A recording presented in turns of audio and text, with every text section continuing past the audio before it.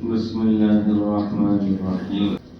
ماہ مبارک سے پہلے اس کتاب کی تعلیم چل رہی تھی، تجدید تصوف و سلوک، حضرت مولانا عبدالباری ندوی رحمہ اللہ، اور اس میں اذکار و اشغال اور مجاہدات کا بیان چل رہا تھا۔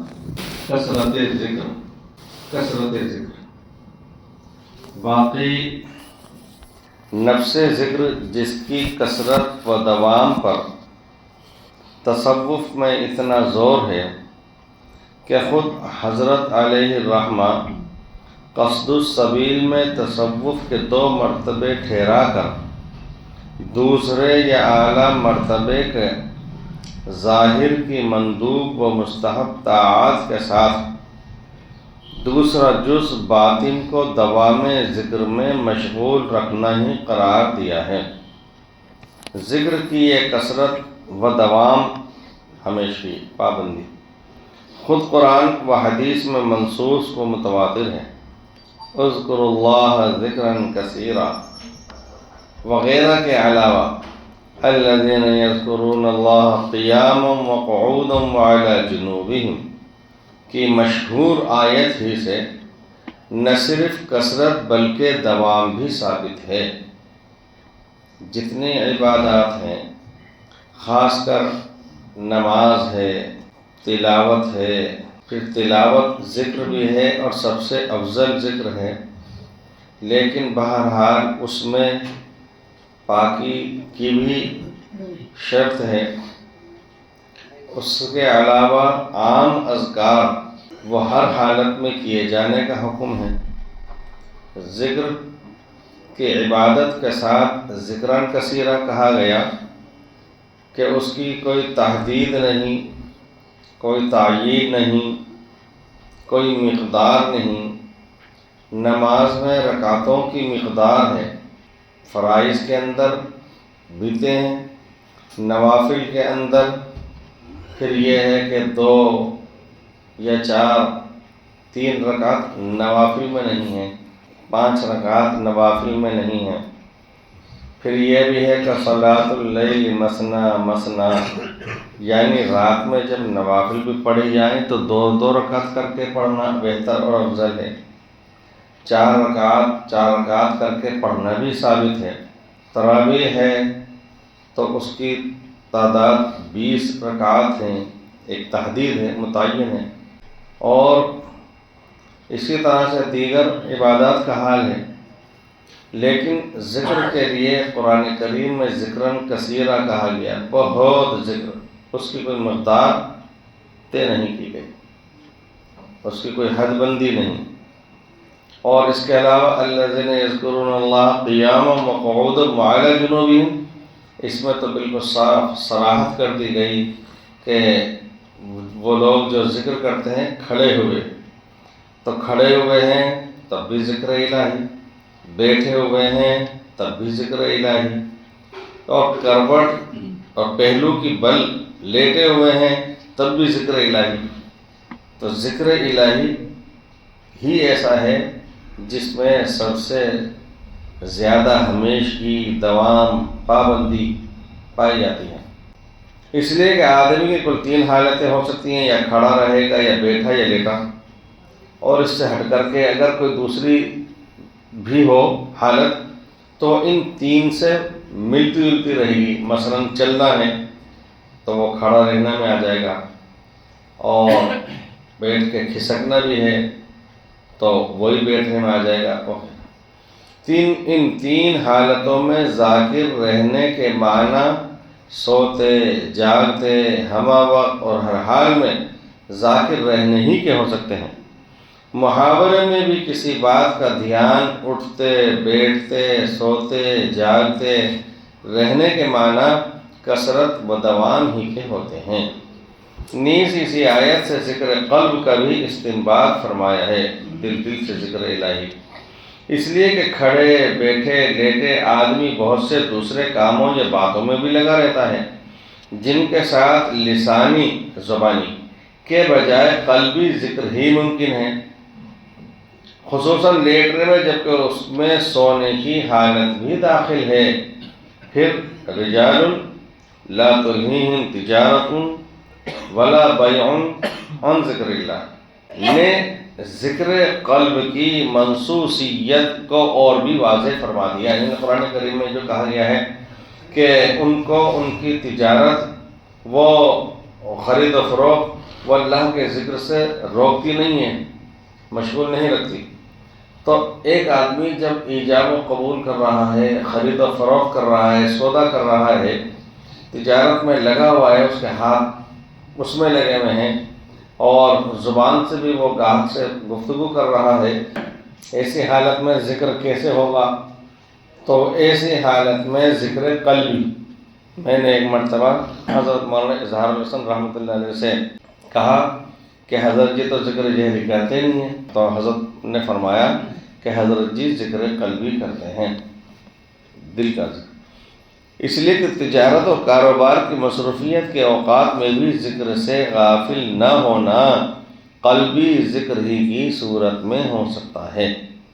راقم احقر کی فہم احقر میں تو جو ذکر قرآن اور حدیث میں معمور و منصوص ہے وہ دراصل ذکر قلب ہی ہے، جس کے بغیر ذکر کی لغوی و معنوی حقیقت متحقق ہی نہیں ہو سکتی۔ ذکر کے لفظی و لغوی معنی یاد یا یادداشت کے ہیں، اور کسی شے کو جب یاد کیا جاتا ہے یا خود یاد آ جاتی ہے تو اس کا مطلب یہی ہوتا ہے کہ ذہن کو اس کی جانب متوجہ کیا گیا یا از خود متوجہ ہو گیا۔ جب آدمی کسی بھولی ہوئی بات کو یاد کرنا چاہتا ہے تو اس کی حقیقت اس کے سوا کیا ہو سکتی ہے کہ اس کی جانب ذہنی یا قلبی توجہ و التفات سے کام لے رہا ہے، بلکہ زبان سے اس کا نام لینا سرے سے ضروری نہیں ہوتا۔ لہذا یاد یا ذکر دراصل نام ہے مذکور کو دل سے یاد کرنے یا اس کی طرف دلی توجہ کا، نہ کہ محض لسانی تلفظ کا۔ البتہ زبان سے نام لینا یا لسانی تلفظ قلبی توجہ کا عام و آسان ذریعہ ہے۔ اسی لیے کسی بھولے بسرے یا مرے ہوئے دوست و عزیز کا نام ہمارے سامنے لیا جائے تو اس کی یا اس کے تعلقات کی یاد دل میں تازہ ہو جاتی ہے، یعنی دل ان بھولی ہوئی باتوں کی طرف متوجہ ہو جاتا ہے۔ احادیث میں اٹھنے، بیٹھنے، سونے، جاگنے، کھانے، پینے، ملنے، جلنے، رنج و راحت، بیماری و صحت، عیادت و تعزیت، دعوت و رخصت و سواری و سفر وغیرہ غرض زندگی کے تمام چھوٹے بڑے احوال و مواقع پر اللہ تعالی کی قدرت و حکمت، نعمت و مشیت وغیرہ کی یاد دہانی کے لیے جو اذکار معمور و معصور ہیں، ان کا منشا یہی ہے کہ دن رات ہر حال اور ہر موقع کے لحاظ سے اللہ تعالیٰ کے خاص تعلق کی یاد دل میں تازہ ہوتی رہے۔ غمی ہو تو اس کا بھی دعا ہے، اذکار ہیں، خوشی ہو اس کے بھی اذکار ہیں، کوئی افسوسناک خبر جیسے ملی اس کے لیے بھی اذکار ہیں۔ انسان کوئی بات یاد دلانا چاہے، امام سے چوک ہو گئی رکعت کی تعداد وغیرہ میں، تو اس کو یاد دہانی کر دینا اس کے لیے بھی ذکر ہی ہے۔ سبحان اللہ، گرچہ عوام میں اللہ اکبر مشہور ہے، یعنی ہر جگہ کے لیے وہ ذکر الہی ہے۔ مثلاً کھانے کے بعد یہ دعا کہ الحمدللہ الذی اطعمنا وسقانا وجعلنا من المسلمین، ہر قسم کی تعریف اس اللہ کے لیے جس نے ہم کو کھلایا پلایا، ہم کو مسلمانوں میں سے بنایا۔ اور پہنتے وقت یہ دعا کہ الحمدللہ الذی کسانی ما اواری به ثروتی واتجمل به فی حیاتی، ہر قسم کی تعریف اس اللہ کے لیے جس نے مجھ کو پہنایا، جس کے ذریعے سے میں اپنے سطر کو چھپا لیتا ہوں، اپنی زندگی میں زیب و زینت اس کپڑے کے ذریعے سے اختیار کرتا ہوں۔ کا مدعا اس کے سوا اور کیا ہے کہ ہم دل سے یہ سمجھیں کہ کھلانے پلانے پہنانے اڑانے والا روزی رزق عطا فرمانے والا حقیقتاً اللہ ہی ہے، اور ظاہری اسباب وسائل محض ظاہری ہیں۔ ایک طالب نے متعارف ذکر و شغل سے اپنی نامناسبت کے ساتھ عرض کیا، البتہ اللہ تعالیٰ کا یہ فضل و احسان ہے کہ زندگی کے چھوٹے بڑے کاموں میں اس کے فعل و قدرت، حکمت و مشیت وغیرہ کا کسی نہ کسی طرح ادراک و استحضار رہتا ہے، اور اگر اس کی رؤیت کا بھی کچھ استحضار رہتا ہے تو اس سے قلب و جوارح، دل اور ظاہری اعضاء، ہاتھ پیر وغیرہ سب کے اعمال میں بہت نفع محسوس ہوتا ہے۔ جواب میں تحریر فرمایا، کیا یہ تھوڑا انعام ہے؟ یہی تو مقصود اعظم ہے کہ ہر چیز میں ذکر وغیرہ سے یہ چیز ذہن میں بیٹھ جائے کہ حق اعلیٰ شانہ کی قدرت کار فرما ہے، اسی کی حکمت مصلحت وہی چل رہی ہے، مشیت یعنی اسی کا چاہنا وہی چل رہا ہے، یہی مقصود ہے ذکر سے۔ کیا یہ تھوڑا انعام ہے؟ یہی تو مقصود اعظم ہے۔ اذکار و اشغال متعارفہ اسی کا تو مقدمہ ہے۔ مقدمہ بولیں گے جو کورٹ کچہری کے اندر چلا کرتا ہے، مقدمہ سے مراد یہ ہے کسی چیز کا پیش خیمہ۔ تو پہلے زمانے میں جو بادشاہوں کے قافلے چلا کرتے تھے، لشکر چلا کرتا تھا، تو اس میں 5 ہوتی تھی ٹکڑیاں۔ ایک بادشاہ کی خود کی ہوتی تھی جس کو صدر کہا جاتا تھا، ایک دائیں طرف دور سے چلتی تھی 2-4 میل کے فاصلے سے، اس کو میمنہ کہا جاتا تھا۔ ایک بہت پیچھے سے چلتی تھی، بائیں طرف سے دور سے چلتی تھی، اس کو میسرہ کہا جاتا تھا۔ ایک بہت پیچھے چلا کرتی تھی، اس کو صافہ کہا جاتا تھا۔ اور ایک بادشاہ سلامت کے لشکر سے بہت آگے، چند میل پہ آگے نگرانی کے لیے پہلے سے چلا کرتی تھی، اس کو کہتے تھے مقدمۃ الجیش۔ تو جو اذکار اور اشغال متعارفہ ہیں جو صوفیاء کرام نے بتلائے ہیں، تو اس کا اسی کا تو مقدمہ ہے، یعنی وہ پیش خیمہ ہے، ہر وقت یاد تازہ ہو جائے اس کے لیے ہے۔ اس کے ہوتے ہوئے مقدمات کی کاوش کی مثال بھی عینی ایسی ہے کہ کسی کو پکی پکائی روٹی مل گئی اور وہ پھر بھی تمنا کرتا ہے کہ خود پکاؤں۔ نیز قصد السبیل میں باطن کو دوام ذکر میں مشغول رکھنا تصوف کے اعلیٰ مرتبے کا لازم جز ٹھہرایا ہے۔ قصد السبیل حضرت تھانوی رحمۃ اللہ علیہ کی کتاب ہے، اور عام طور پر انہوں نے اس لیے تحریر فرمائی تھی کہ جو بھی سلوک حاصل کرنا چاہے، سلسلے میں داخل ہونا چاہے، پہلے اس کتاب کا مطالعہ کرے۔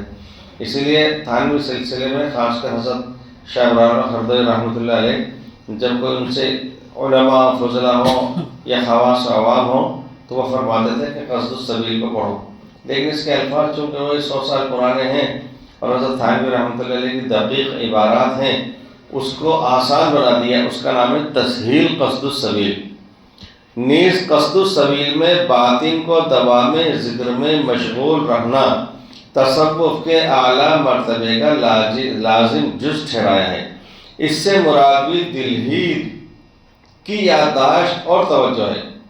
بہت سے بزرگوں کے بارے میں یہ کہا گیا کہ کسی بڑے عالم دین نے شروع میں تو ان کو گردانا نہیں اور سمجھا نہیں، لیکن بعد میں جب ان کی مجلس میں بیٹھے کیے تب بعد میں ان کو احساس ہوا کہ ان کا دل ہمہ وقت یاد الہی کے اندر مستغرق رہتا ہے، یعنی حق تعالیٰ کی یاد دل میں اس طرح بس جائے کہ زندگی کی ہر حرکت و سکون میں اس کی رضا و ناراضی، اس کی محبت و عظمت، اس کی سزا و جزا، عذاب و ثواب پیش نظر ہو۔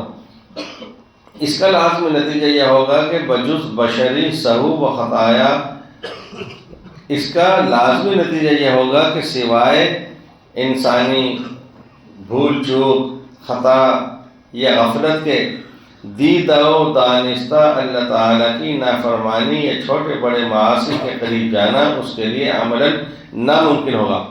جب ہر وقت ہمہ وقت اللہ تعالیٰ شانہ کی ذات صفات کا استحضار ہوگا اور دل میں حق تعالیٰ کی یاد سمائی ہوئی ہوگی تو انسان کے لیے کوئی بھی خطا اور گناہ کرنا آسان نہ رہے گا۔ اکبر الاعمال نام کے ایک واعظ میں ذکر کو سب سے بڑا عمل قرار دے کر ذکر کی اسی حقیقت و علامت کو واضح فرمایا گیا ہے کہ ذکر حقیقی سارے معاصی سے بچنے اور تمام اوامر کے بجا لانے کو مستلزم ہے۔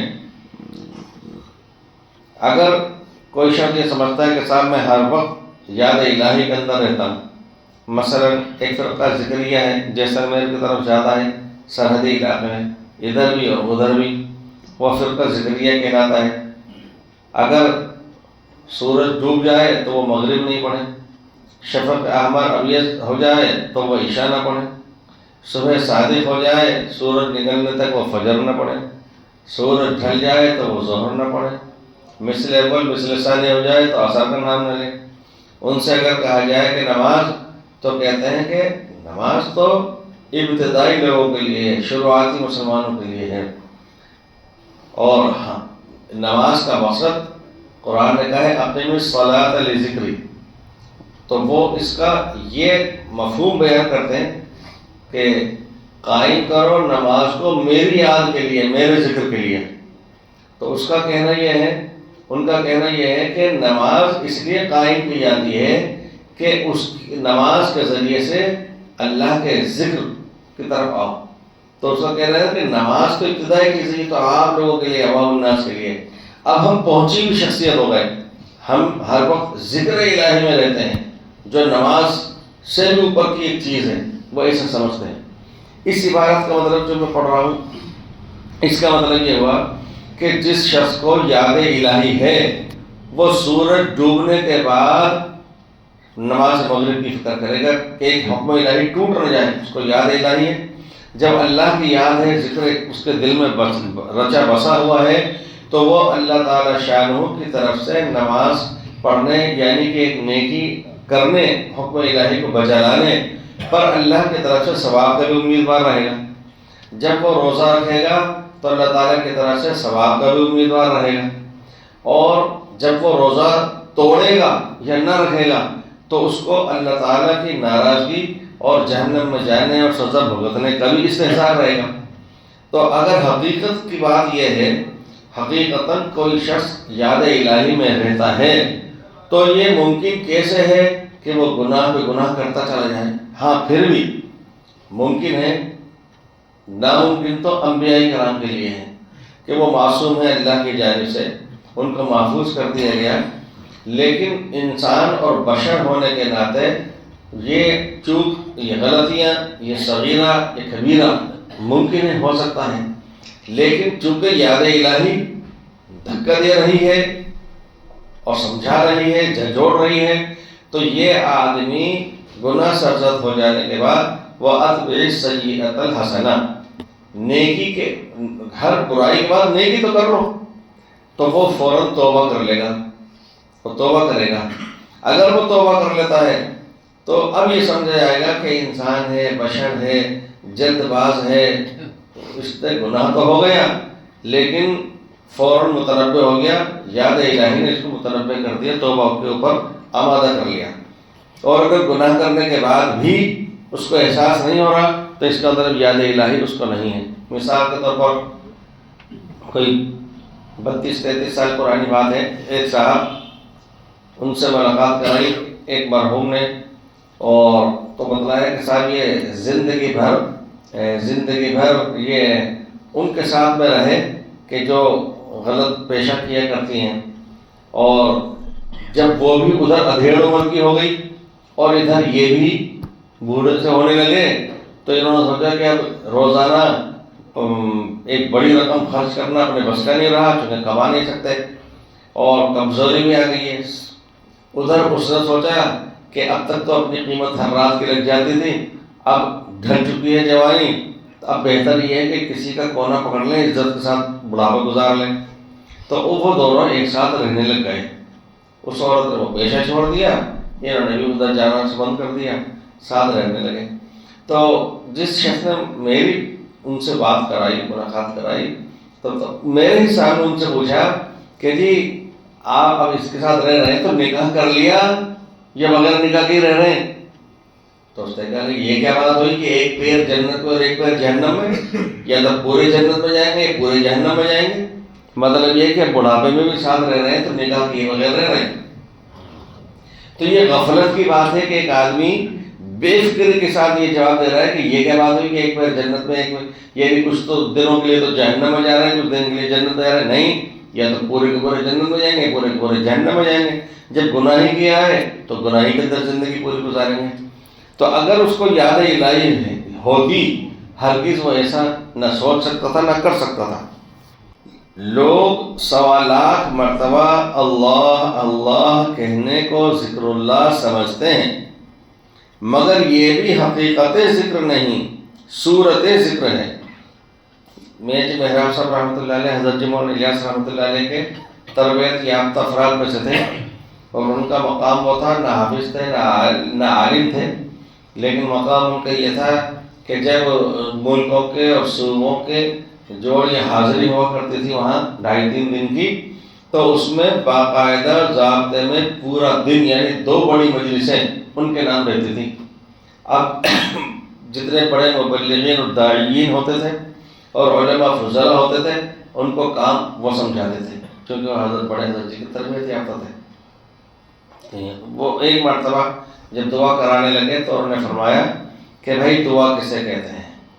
پھر انہوں نے تشریح کی کہ حضرت جی مولانا الیاس رحمۃ اللہ علیہ فرمایا کرتے تھے کہ جو زبان سے الفاظ نکالتے ہیں، جس طرح ربنا آتنا فی الدنیا رب ارحمہما، یہ دعا نہیں ہے، یہ تو الفاظ دعا ہیں۔ یا ہاتھ اونچے کر لیے، دونوں ہاتھ پھیلا لیے، یہ دعا نہیں ہے، یہ شکل دعا ہے، وغیرہ وغیرہ بتلاتے ہیں۔ پھر بتلاتے دعا تو در حقیقت دل کی کیفیت کا نام ہے، دل سے جو بات نکل رہی ہے۔ اب ہمارے دل کی بات نے وہ الفاظ کا کرایہ اختیار کر لیا۔ مثلا ایک کسی نے ہم سے کہا کہ صاحب بیمار کے لیے دعا کر دو، یا اس کی خود بیماری ہے، اس کے گھر والے میں کوئی بیمار، اب وہ کہہ رہا ہے اللہم اشف عافینا، اللہم اشف مرضانا، اے اللہ ہمارے بیمار کو شفا عطا فرما۔ تو وہ اللہم اشف یہ الفاظ ہیں دعا کے، دعا تو در حقیقت وہ کیفیت ہے تو دل کے اندر عاجزی مسکنت کے ساتھ نکل رہی ہے۔ تو فرماتے کہ لوگ 125 مرتبہ اللہ اللہ کہنے کو ذکر اللہ سمجھتے ہیں، مگر یہ بھی حقیقت ذکر نہیں، یہ تو صورت ذکر ہے، اور ذکر کے آثار سے ہے۔ یعنی کوئی بھی آگے اگر اللہ اللہ کر رہا ہے، ہر دیکھنے والا سننے والا وہ کہہ دے گا ذکر میں مشغول ہے۔ تو یہ آثار ذکر ہیں، شکل ذکر ہیں، ورنہ اگر اس کو حقیقت ذکر حاصل ہوتی تو یہ شخص دوسرے اعمال کا تارک نہ ہو سکتا۔ مثلا وہ اپنا وظیفہ پورا کر رہا ہے اور ادھر جماعت کھڑی ہو گئی، بس آدھی تسبیح تو رہ گئی، ذرا پوری ہی کر لوں، اور تکبیر بولا چھوٹ گئی۔ اگر حقیقت کا ذکر اس کو حاصل ہوتا تو وہ بڑا حکم الہی اس کی وجہ سے نہ چھوڑتا۔ تو یہ شخص دوسرے اعمال کا تارک نہ ہو سکتا، حالانکہ بعض سوالات دفعہ اللہ اللہ کرنے والے بھی دوسرے اعمال سے معرہ ہیں۔ یعنی کئی مرتبہ ایسا ہوتا ہے خالی، کئی مرتبہ ایسا ہوتا ہے کہ ایک طرح کا ذکر تو خوب کر رہا ہے اور دوسرے اعمال اس کی زندگی سے خالی ہیں۔ تصوف کی نسبت یہ علمی و عملی ایک ایسی عام غلطی ہے کہ دوسروں کا تو ذکر ہی کیا، خود عام و غیر محقق صوفیہ تک اس میں مبتلا ہیں کہ کثرت و دوام ذکر محض اسی لفظی و لسانی یا زیادہ سے زیادہ اصطلاحی قلبی ذکر کو سمجھ لیا ہے، جس کو قلب کا جاری ہونا کہتے ہیں۔ اسی لیے ذکر کی اصل حقیقت ذرا اور توجہ و تفصیل سے سن لینا ضروری ہے۔ اسی واعظ میں فرماتے ہیں، اب اس کے آگے تھانوی رحمۃ اللہ علیہ کے واعظ سے انہوں نے اقتباسات نقل کیے ہیں کہ ذکر کی حقیقت کیا ہے۔ سبحان اللہ وبحمدہ، سبحان اللہ والحمد للہ، اشہد ان لا الہ الا انت، نستغفرک ونتوب الیک۔